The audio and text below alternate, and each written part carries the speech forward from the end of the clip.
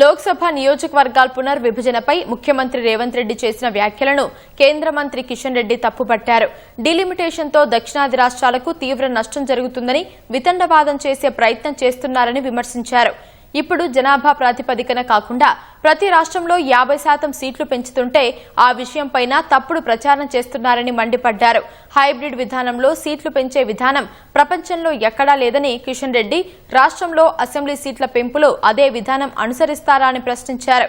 ఆర్థిక వృద్ధి సూచీ ప్రకారం వెళ్తే హైదరాబాద్ మినహా మిగిలిన జిల్లాల్లో సీట్లు తగ్గుతాయని తెలిపారు. అబద్దాలు మాట్లాడి ప్రజలను తప్పుదోవ పట్టించవద్దని సీఎం రేవంత్ రెడ్డికి కిషన్ రెడ్డి విజ్ఞప్తి చేశారు.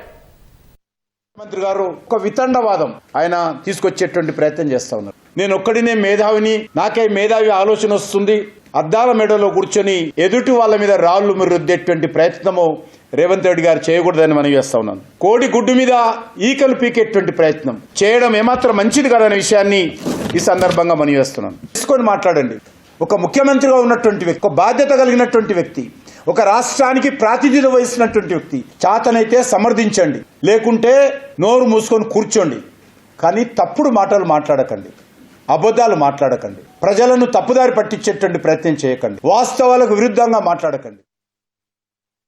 రేవంత్ రెడ్డి గారు చెప్తున్నది డాక్టర్ బాబాసాహెబ్ అంబేద్కర్ ఆలోచన విధానానికి విరుద్ధంగా ప్రతిపాదన. హైబ్రిడ్ నమూనా అంటే 50% ఏమో జనాభా ప్రాతిపదికన చేయాలంటే, 50% సీట్లేమో ఆ రాష్ట్రాల అభివృద్ధి ఆధారంగా అంటే ఎకనామిక్ ఇండెక్స్ ఆధారంగా, జీడిపి వృద్ధి రేట్ ఆధారంగా సీట్లు పెరగాలంటే ఎక్కడ కూడా లేదు, ప్రపంచంలోనే లేదు. ప్రపంచంలో కూడా ఈ రకమైనటువంటి ప్రతిపాదన ఎక్కడ కూడా లేదు.